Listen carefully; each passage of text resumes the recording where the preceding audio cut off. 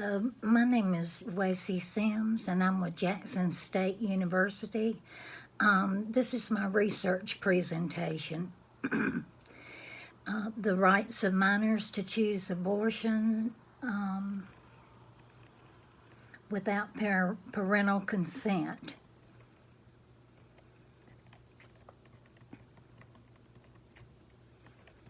We're going to start with the background. In the United States, minors have the right to obtain an abortion without parental consent unless otherwise specified by state law. State legislation that mandates parental involvement as a condition of service when a minor sees an abortion has generated considerable controversy. The United States Supreme Court rulings although upholding the constitutional rights of minors to choose abortion, have held that it is not unconstitutional for states to impose requirements for parental involvement as long as adequate provision for judicial bypass is available for minors who believe that parental involvement would not be in their best interest. Subsequently, there has been federal abortion-regulated legislation. Now, a brief statement of the problem. The purpose of this paper is to address the rights of minors to abortion without parental consent. The significance of the problem. The American Medical Association and other health professional organizations have reached a consensus that a minor should not be compelled or required to involve her parents in her decision to obtain an abortion, although she should be encouraged to discuss the pregnancy with her parents and/or other responsible adults. These conclusions result from objective analysis of current data, which indicate that legislation mandating parental involvement does not achieve the intended benefit of promoting family communication, but does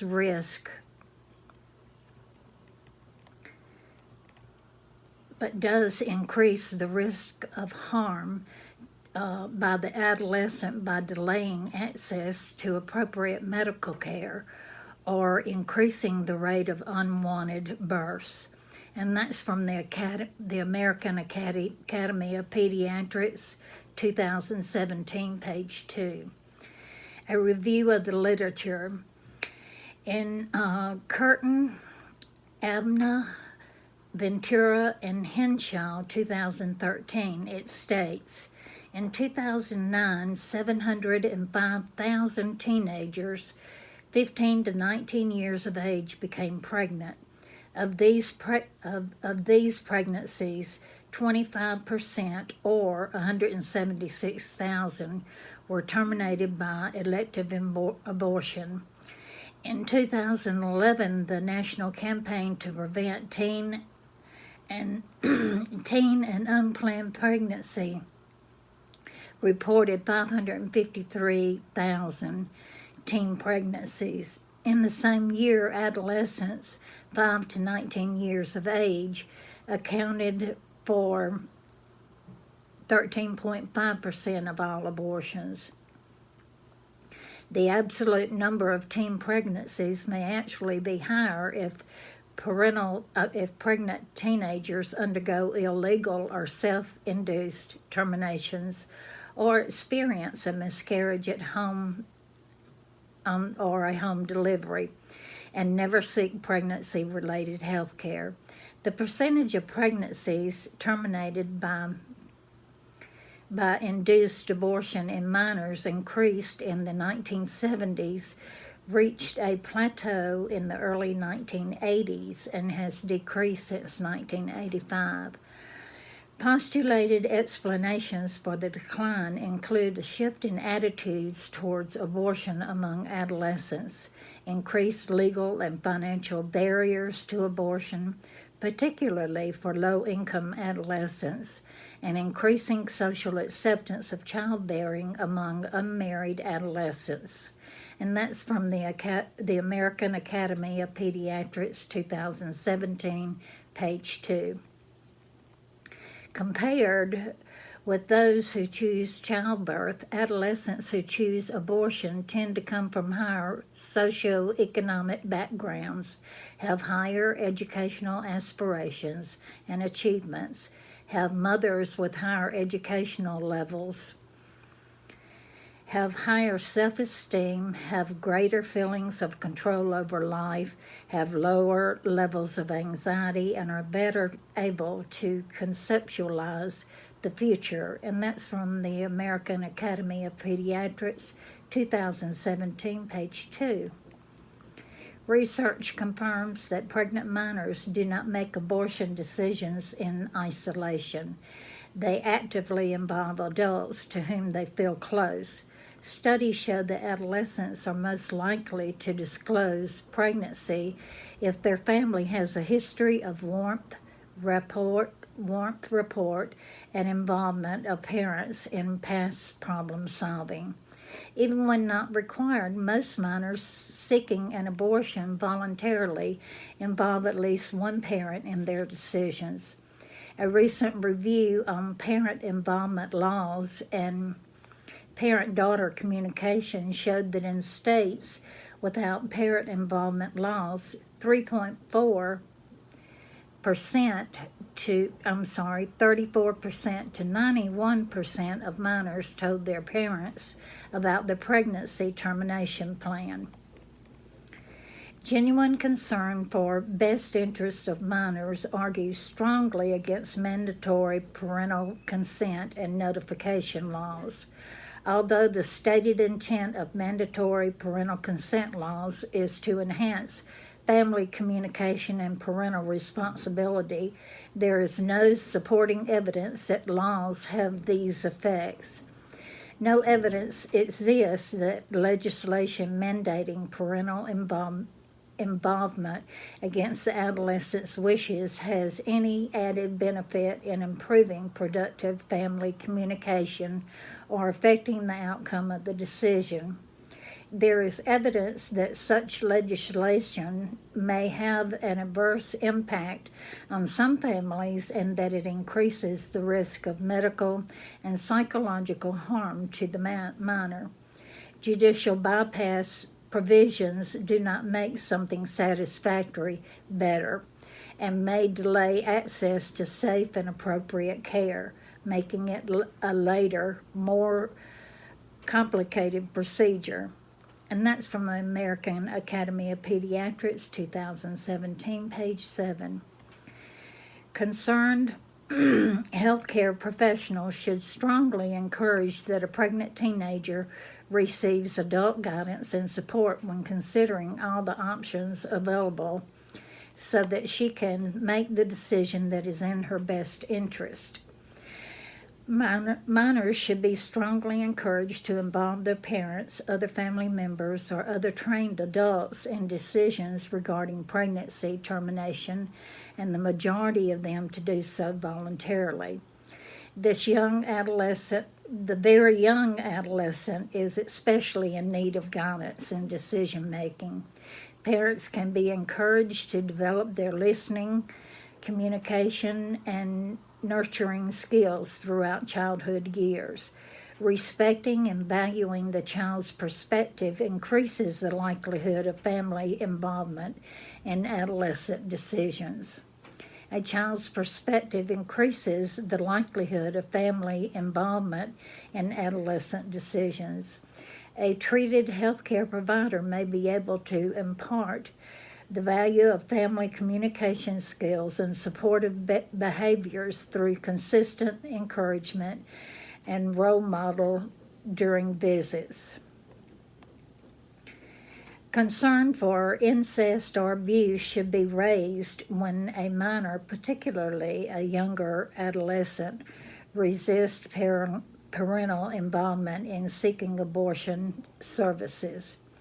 Ultimately, the the pregnant patient's right to decide who should be involved and what the outcome of the pregnancy will be should be respected. This approach is most consistent with ethical, legal, and healthcare principles. Research questions and hypotheses.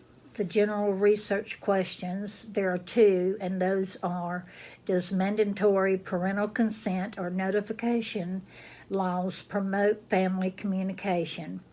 And the other one is, does mandatory parental consent or notification laws protect the physical or emotional health of a young woman?